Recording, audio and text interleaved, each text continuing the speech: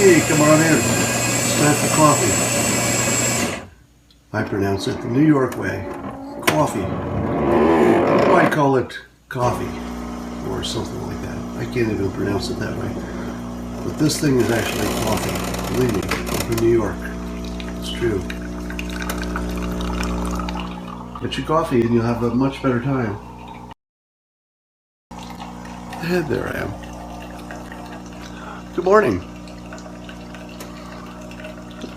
People on Twitter keep asking me when I'm coming on to have my coffee, and here I am. Trust me when I tell you, this is more fun if you get your coffee at the same time. Coffee. Get your coffee at the same time. How much coffee? Well, enough. And probably 5 a day. It's a Miele coffee maker. M-I-E-L-E, Miele. Hot lemon water. I've never been so healthy that I could drink lemon water instead of coffee. So does everybody see my blog post from this morning and my tweet about it? You really need to. Today will be one of the coolest days in some of your lives. So I told you a year ago that when Trump started displaying his talent for persuasion, that he was going to change more than politics.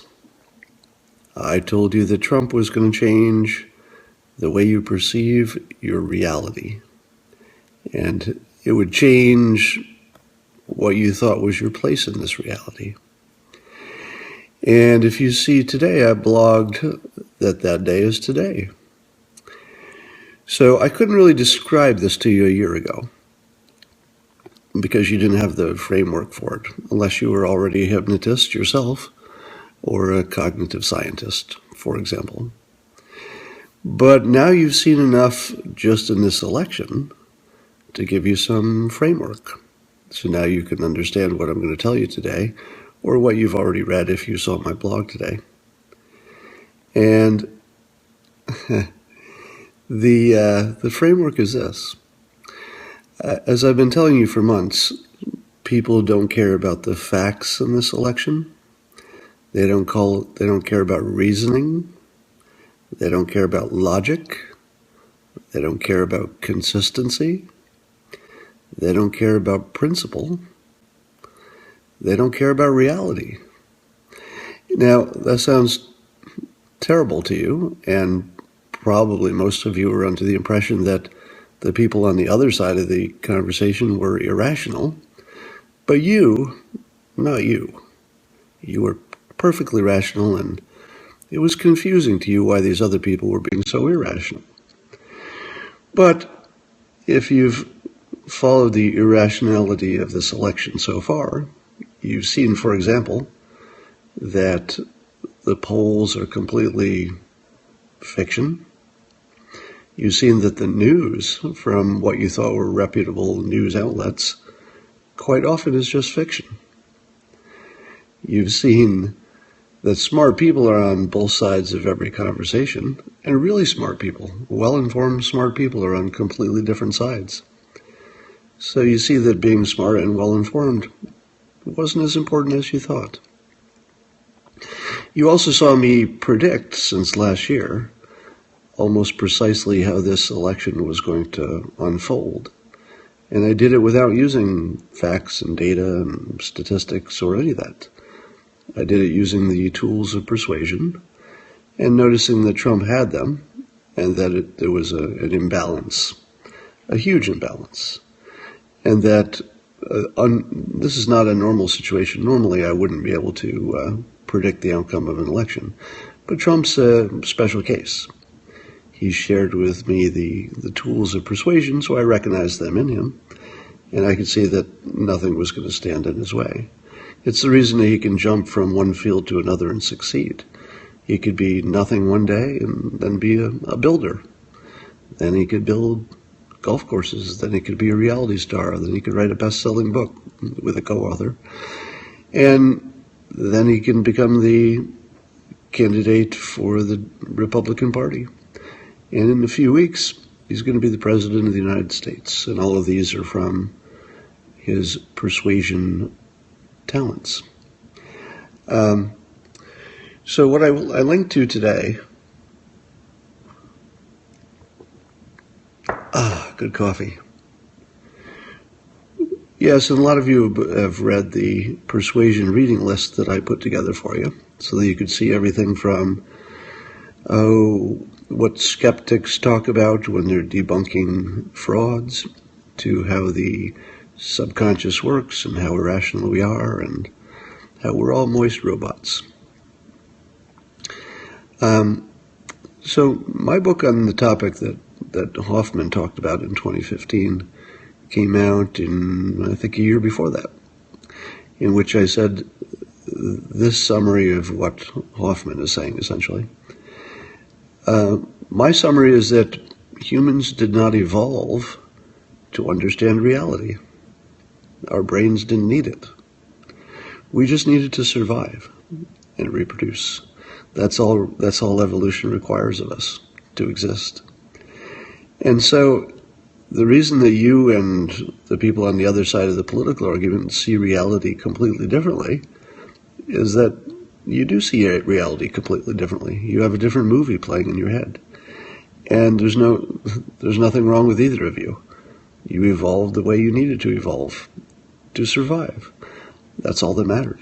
You didn't really need to understand reality at any kind of deep level. You just needed to survive.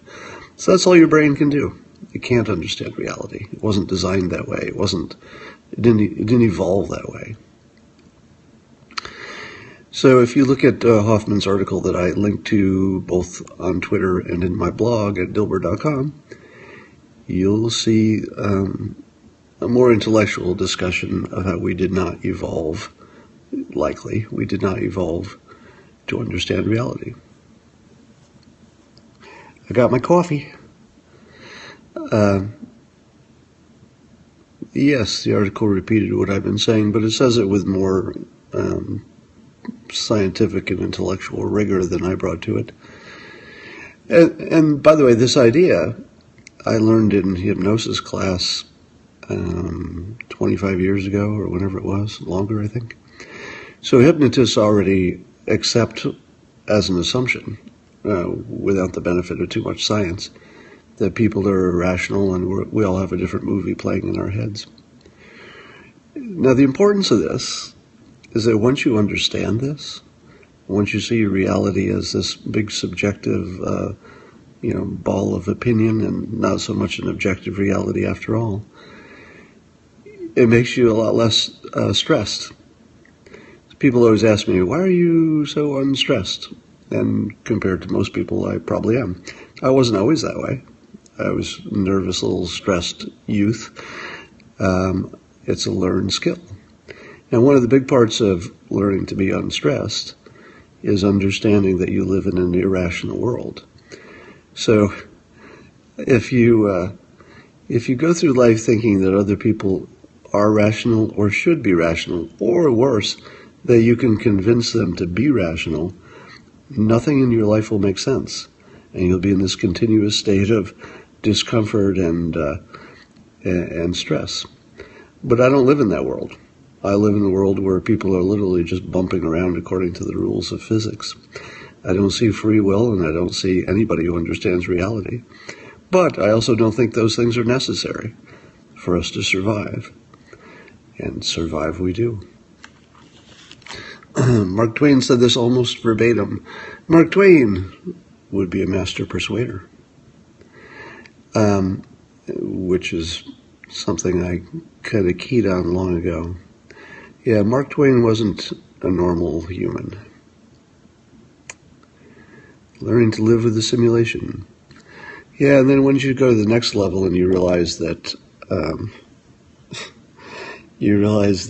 it's far more likely that we're software, because if any civilization could create software simulations, Their simulations would be real enough to create their own simulations. So it's turtles all the way down.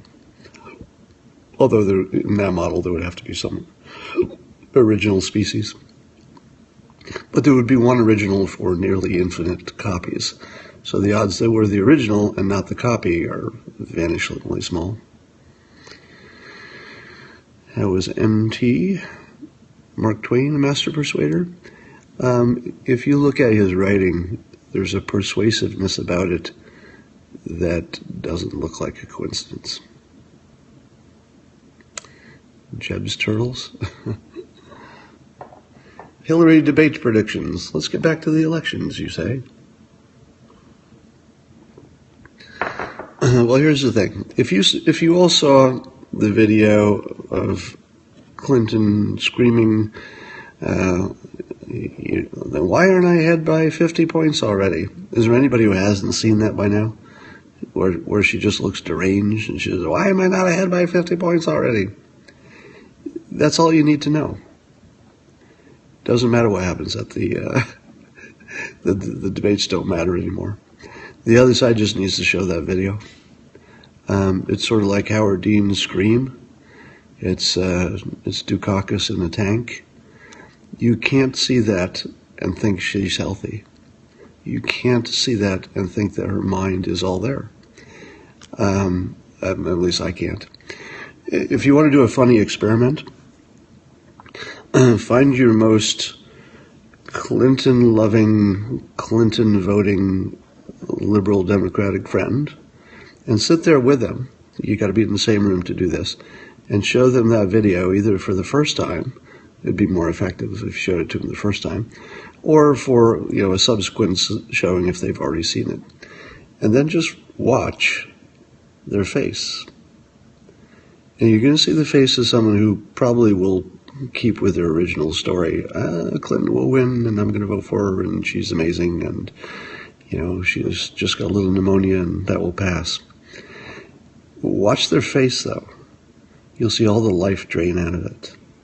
Because anybody who looks at that video knows the election's already over. Trump, if you noticed, he tried to create some controversy this week with comments about profiling, which in his typical way he dialed back to, no, about stop and frisk. He dialed that back to, no, I just meant Chicago. So, as I've been telling you forever, what he does is he takes the extreme badass position on any matter of security, but it doesn't matter that position is unconstitutional, impractical, can never happen, has been tried and didn't work, or the military would never follow those orders. None of that matters. He doesn't care. And the reason he doesn't care is not because he's dumb, and you're just starting to learn that now. It's something I could see last year. The reason he doesn't care about those unimportant facts is that they're unimportant. He doesn't care because he knows they don't matter. He's a master persuader. He says what makes you feel right.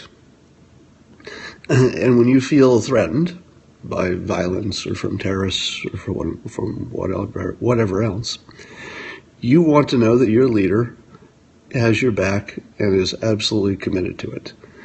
And so when your leader says stuff like, I'm going to waterboard terrorists and go after their families, we'll do profiling, we'll stop and frisk, maybe everybody at the event should have a gun and then everybody be safer.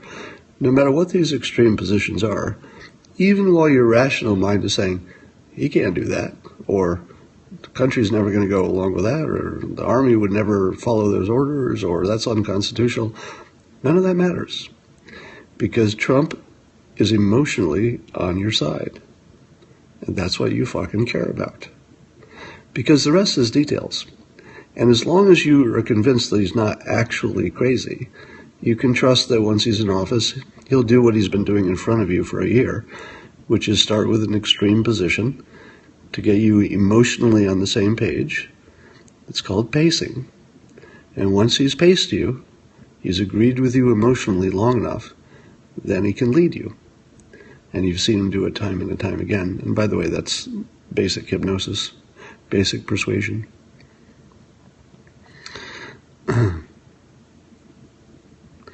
Yeah, Trump is like, yeah, but he's more like your dad. Yeah, he's like a high school coach, but he has sort of the dad thing going, and I don't mean your dad, I mean the archetypical dad who's sort of a badass, and if his daughter brings a date home, he appears at the door with a shotgun, and he's just coincidentally cleaning his gun, but it's really a threat that he's going to kill the boy if he gets his daughter home past curfew. So he's got this old dad vibe going on here. Did he take hypnosis class? I doubt it. But if you look at, I've said this before, Trump's minister, when he was a kid, the minister at the church his family went to, was Norman Vincent Peale, author of The Power of Positive Thinking. Peale, in his day, was accused of being a hypnotist because his powers of persuasion were that good. So I am sure that Trump was influenced by that. And then how much persuasion training he got on his own or picked up, we don't know. But we do know he wrote a book on negotiating called The Art of the Deal. And negotiating is just persuasion. It's just another packaging for sort of a waking hypnosis, if you will. So when did I first notice he was a persuader? It was always obvious that he was charismatic. It was always obvious that he knew how to work the media and that sort of thing. But the actual moment of clarity for me, well, really, it wasn't confirmed at this point, but the first sign of it was in the first Republican debate, in which Megyn Kelly asked Trump about his various quotes from the past that were offensive to women. Any other politician would have walked right into that trap and tried to say, well, I love women, and those are taken out of context, or I used to say that, but now I don't, or some version of that, which would be weak and terrible and fail. But instead, Trump said, only Rosie O'Donnell. And he moved all of your energy over to this highly visual person who has a lot of emotional association for his base. He sucked all the energy out of the room, turned it into a joke. And at the same time, when Megyn Kelly said, oh, you said you've insulted more than just her, he said, I'm sure I have. Just dismissed it. I'm sure I have. And I came out of my chair. I actually stood up and said, okay, this isn't normal. This is not normal. This is skill. But I wasn't sure until I observed him repeating it. And by repeating it, I mean, for example, when he started calling Jeb low energy, I recognized that as a linguistic kill shot. It was deeply engineered for confirmation bias, so that every time you looked at Bush, you would remind yourself of this label. So it wasn't like Hillary Clinton's label. She tried to label Trump Dangerous Donald just because there was a D in it, and two Ds, Dangerous Donald. But there was no engineering in it. There's no skill. There's no persuasion built into it. It was just a nickname. And if you look at Trump's continuous practice from beginning to end, he's largely ignored data, ignored facts, because they don't matter, and he knows they don't matter.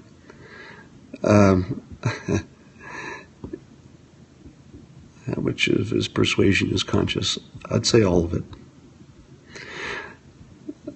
Saying female got choked. Yes, it is. Actually, I picked that up too.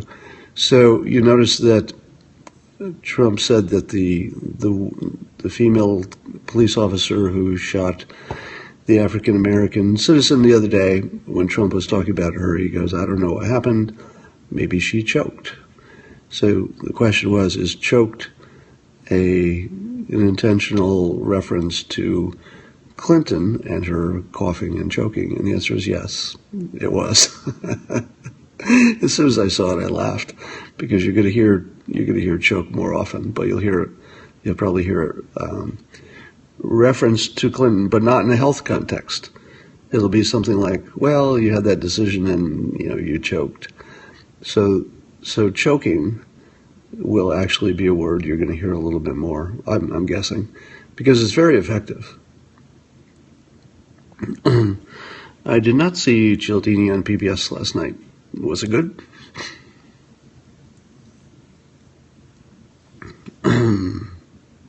Sit next to Cuban.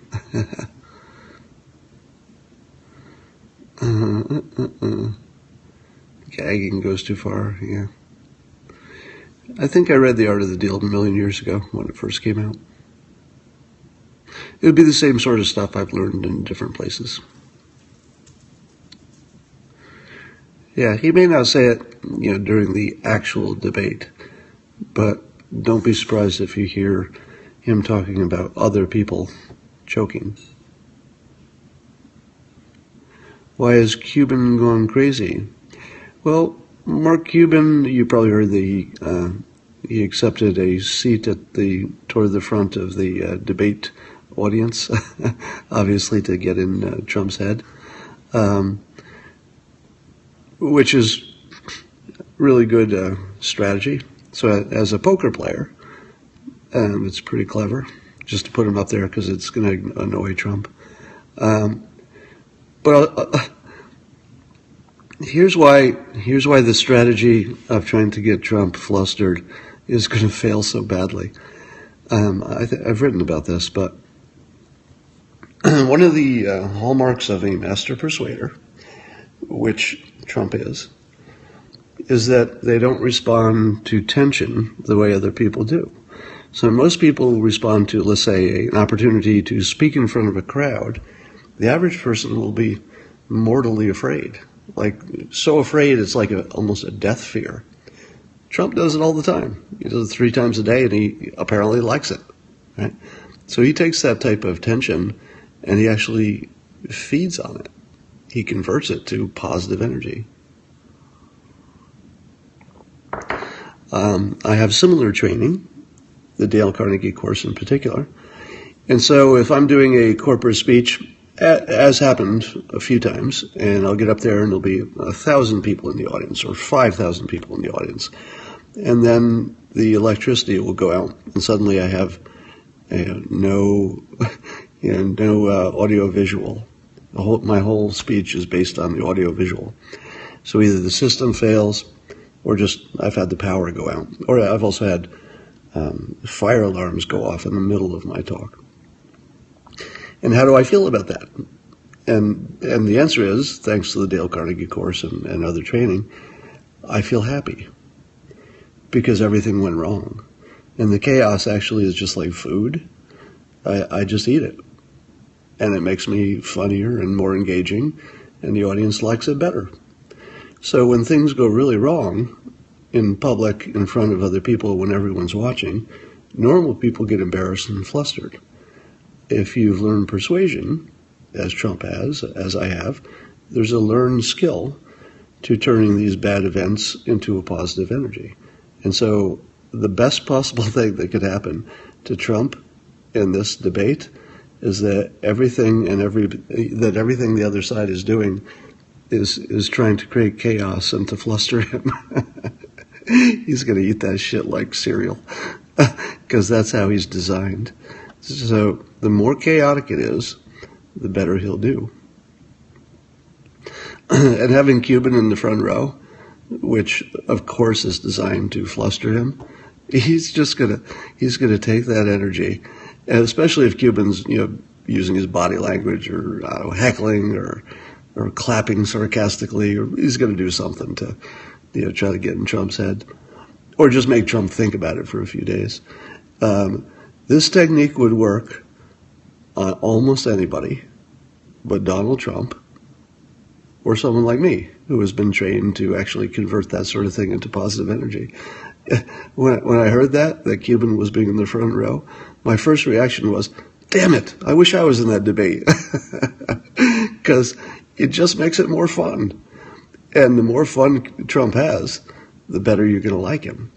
And trust me, the more they throw at him, the more fun he's going to have. That's just how it works.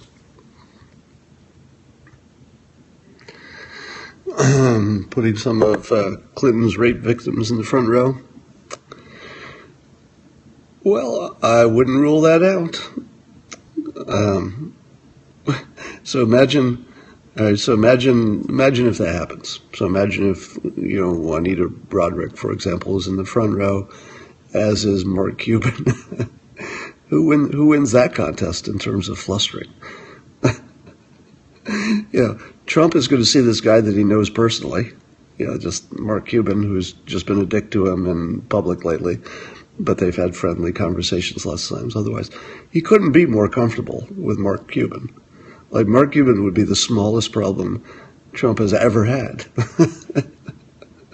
Whereas, if it's true, and I don't know if it is, it's unconfirmed, but if, Juanita Broderick is sitting in the front row, does Hillary have the same reaction? Maybe. She's well trained too, obviously, but in slightly different ways, more traditional ways. Trump says everybody isn't very smart when they disagree with him. I have not watched the new South Park.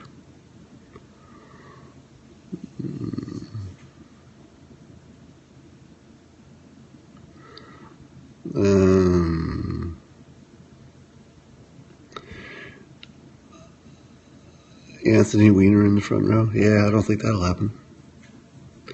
What if Hillary is replaced? I rate the odds of that rumor 0.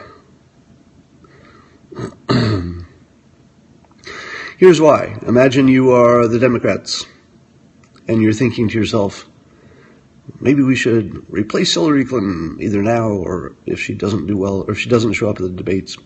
Now, if she doesn't show up, that's a different argument, right? If she can't show up, it's sort of like she's not participating, and at that point, I think a reasonable person could have a reasonable debate about replacing her. But keep in mind that the Democratic Party has a lot riding on first female president, and I think that branding-wise, they're better if they let her go all the way, even if she doesn't win. To replace the first female potential president with a man, which is probably what would happen, in the last hours, it couldn't be worse optics for them, because it's going to look like they had to put a man in to do the job she couldn't do, which is, that's not what's actually happening, but it's how people are going to see it. Replace her with Elizabeth Warren. I don't know, a little gimmicky. I think at this point, Michelle Obama. It's funny. If Michelle Obama had expressed any interest in, being a politician, she could go far. Spirit lately. Yeah, it's a good word. It fits his campaign. Cat dander. I don't know what that means. Oh, cat dander. Because she's allergic? Do you think our election machines are manipulated? Yes, but not all of them.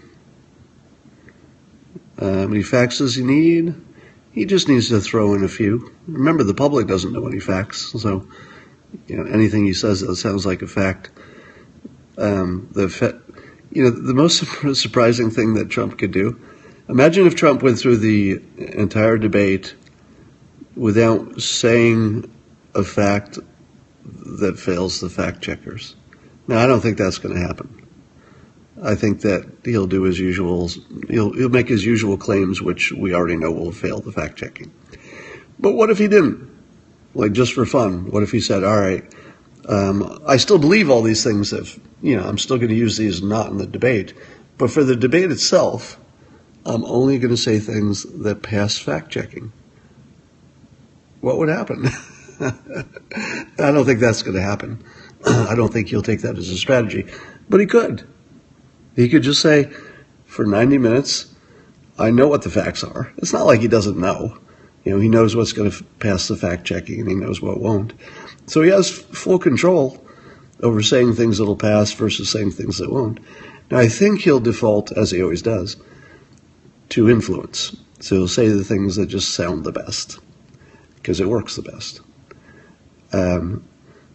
But it would also be influential to go through a 90-minute debate and not say a single thing that failed fact-checking. I don't know if he could do it, but it would be a real interesting experiment. I'm not sure if it's a good strategy. Do you really think she can't wind up winning this? No, I don't think she can. Not at this point. Trump losing in Florida, say the polls. Can't believe it. Well, the polls are all over, aren't they? So I think you should expect that the closer we get to election and the more dominant you see Trump in some of the polls, the more wildly inaccurate the other polls will be. Because as you know now, the polls are just completely fraudulent.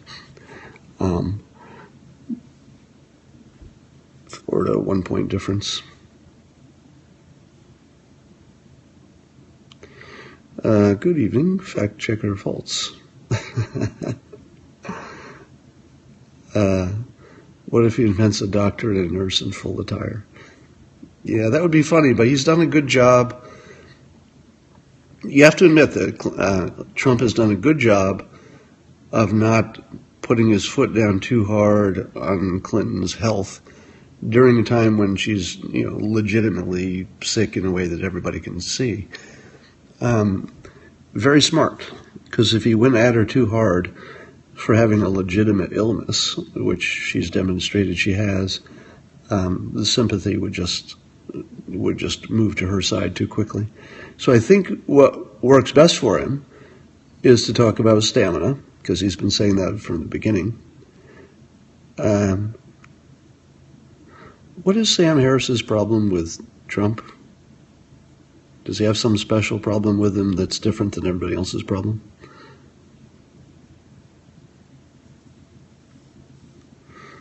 Trump won't release his tax returns. It would be dumb to do that because it just gives people a lot of targets that he doesn't need to give them. They can't figure out the landline versus cell phone issue.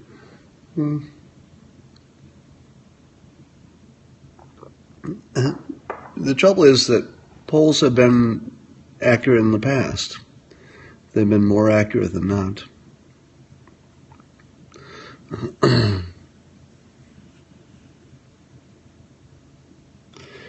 Can she stand for 90 minutes? Well, she doesn't have to because there are commercial breaks.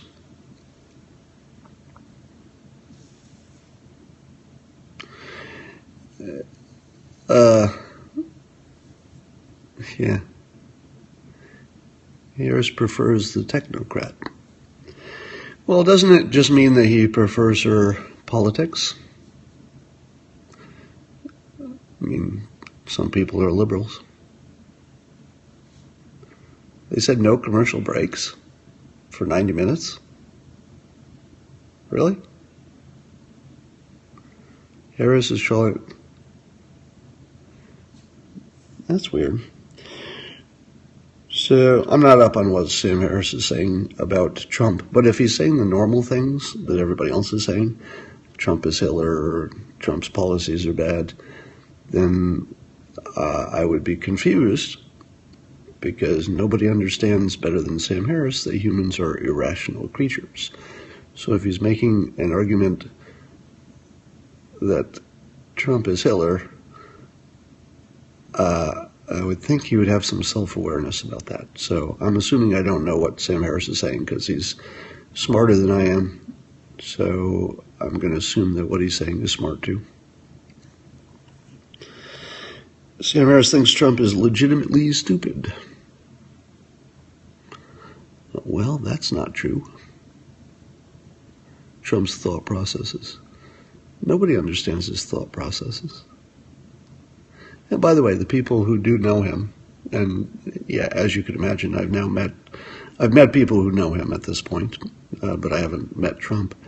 And they say the same thing. They say that in person he's actually pretty brilliant and he's strategic, and the view that you see in public is his public view.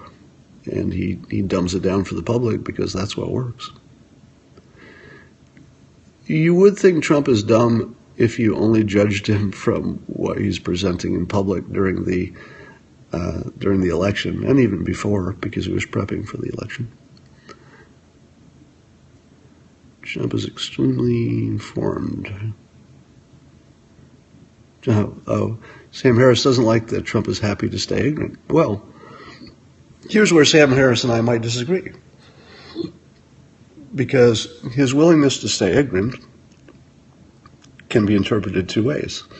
One is that he has no intellectual curiosity and, he's just defective mentally in some way. And a lot of people think that. The other way is that he's a master persuader, and he knows that studying the details of policies won't make any difference. It won't make any difference to his decision. It won't make any difference to the vote.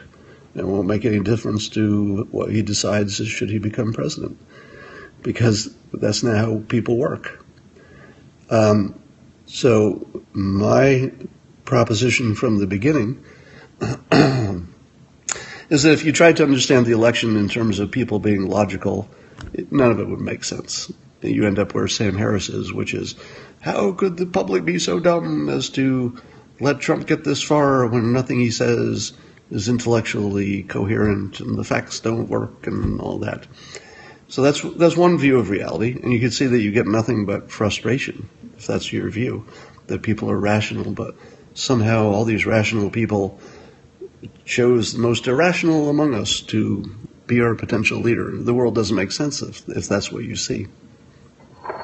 But once you understand that the world is irrational, and you imagine that there are some people who have figured it out first, and Trump is one of them, and that's my view, you see that his ignoring of the facts and ignoring of reason are because facts and reason are not terribly good tools. They don't work that well in all cases, certainly not if you're trying to get elected. So Trump uses the tools that work, he ignores the tools that don't work, and people like Sam Harris say, what's wrong with you? Why do you keep using the tools that work when my common sense and my education tells me quite clearly that you should be using these other tools that we know not to work because they're so rational? That's what I see. What do you see? I see a guy who's using tools that work and ignoring tools that don't work. And I don't think you can argue with his success so far.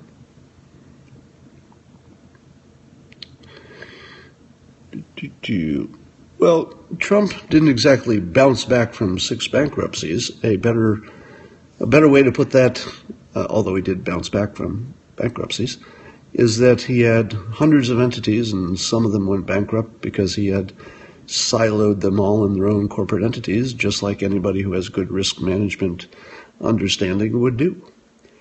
So I think he did turn around a few of those. But he had lots of them that obviously didn't go bankrupt.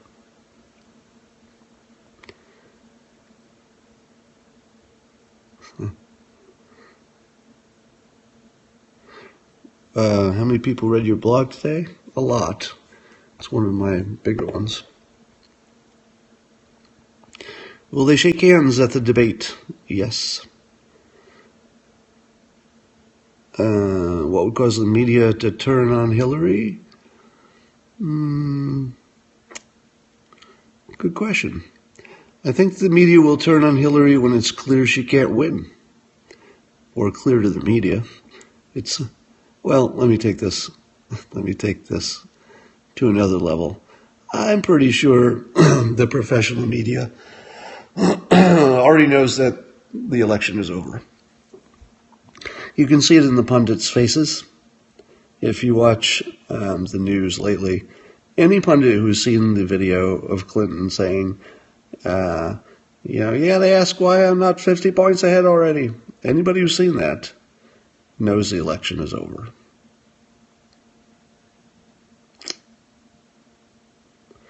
They'll die with their boots on. Yeah, they want the ad dollars. That's true. That's true. Yeah, if most of the ad dollars are coming from Clinton, they probably have to act friendly so that they can attract more ads. You're right. Probably right to the end. But they can afford to get less friendly when the public turns on her as well, which is, we're seeing that happen now.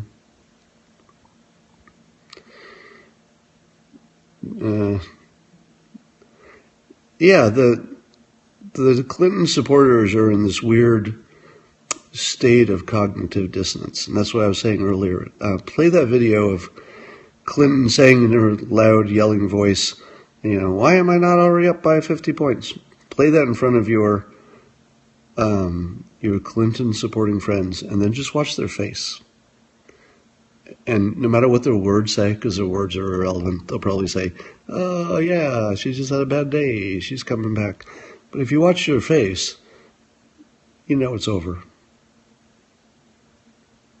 Over in favor of Trump. Trump will be your next president. Unless there's a whole new surprise between now and November, and time's running out for a surprise. Why did she yell like that? We can only guess. But the thing we know for sure is that it wasn't her normal behavior. So either she has a mental problem or she was on some kind of meds. But it doesn't matter which one it is. People are going to take it the same. They're going to say to themselves, I thought Trump had the bad temperament. But let me ask you this. Watch this, by the way. Clinton's entire approach lately has been around the word temperament, that Trump doesn't have the temperament to be president.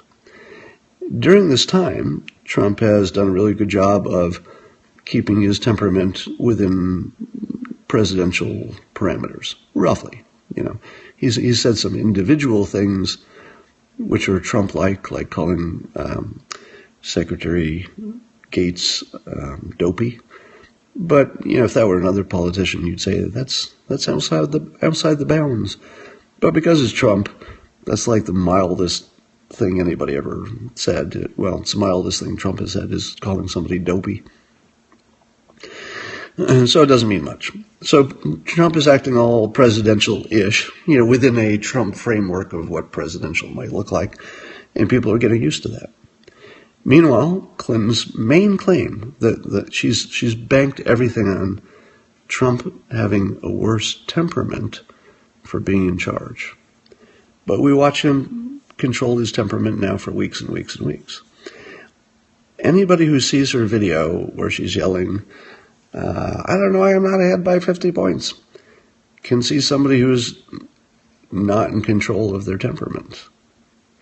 Now, we don't know what's wrong, whether it's the medication or there's some kind of lagging brain damage that got to her or she didn't get enough sleep for whatever reason, but that wasn't normal. You don't have to be a doctor to look at that and say, okay, there's something wrong there. And what is wrong is medical. It's clearly medical. No rational person, not even an irrational person, chooses a leader who's so clearly sick. Now, I say sick in a very general sense. There's something wrong with her mentally. I think that's confirmed at this point. I mean, you can't watch that and think that she has all of her faculties. Yeah, I watched Two Ferns with Zach Galifianakis, and I'm watching online as lots of people are saying, it was a mistake to appear on Zach Galifianakis, and she looked bad and stuff. And I think it probably was a mild mistake, but the Zach Galifianakis thing is not going to move the election one way or another. It humanized her a little bit. He's pretty popular with people of a certain demographic who probably are fans of hers to begin with. I thought it was funny. I thought she did a good job. So if you came away from that thinking that was important to the election, it probably wasn't. Because people saw it in context. They saw her go there and joke about, everything from her pneumonia to Trump getting all the attention to blah, blah, blah. So, the Between Two Ferns thing has no impact on the election, neither positive nor negative. It's trivial. Maybe it humanized her a little bit, but I'm not sure she really needed that, because there's nobody who wasn't voting for her because she wasn't human enough. People had different problems with her, but none of it was because of that. So, in a sense, She took a risk by being on the show because something bad could happen. But it wasn't a risk with an upside because she was solving for something that didn't need to be solved. People already thought of her as being at least empathetic toward the disadvantaged and human enough. It was taped the day she said she had a pneumonia.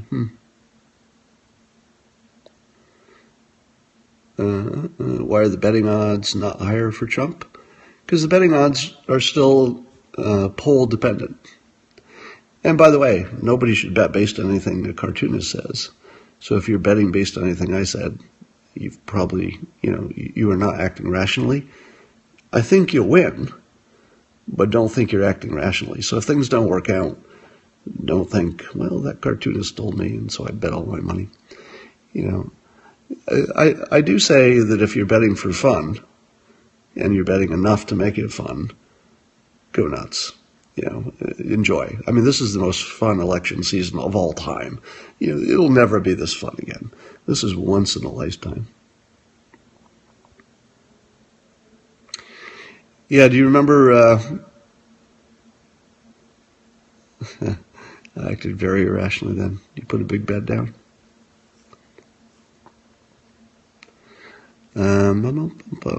Will football or the debates get more market? Good question. You bet all of your money? Betting all of your money on anything is a very bad idea. Actually, there was one time that I should have bet all of my money, and I'm so mad that I didn't. Do you remember in 2009 when it looked like the entire world was going to dissolve, the financial markets were in crisis, that stocks were in the toilet? I said to myself, I might be wrong, but there is a once-in-a-lifetime opportunity here to sell all of my assets that I can and put them all into Wells Fargo Bank stock. This is what I thought to myself at the bottom of the 2009 financial crisis. And the reasoning was this. If things are as bad as people are afraid, then the entire banking system and our financial system will all just fall apart and we're all just poor. So if things go to hell, everybody loses their money no matter what they put their money into. But if things turn around, Wells Fargo being among the strongest of the banks, will be the one who almost absolutely is going to double in value. So I was considering quite seriously for a few days selling all of my assets that I could liquidate quickly and putting them all in Wells Fargo stock. Now, I didn't do that. I stayed diversified because smart people stay diversified. But this was the one time in history, I imagined, when not being diversified was the more rational play, because there was no downside. There was no downside in the sense that stocks couldn't get much worse without the whole world exploding and everything being worth nothing. But they could go up, and if they were not, banks would go up. So if I'd put all my money in Wells Fargo, I would have doubled my money. My assets would have doubled, basically. Or more. Sirius Radio went down to 6 cents. Wow. All right, I'm going to go do some work. Thanks for watching, and I'll see y'all later.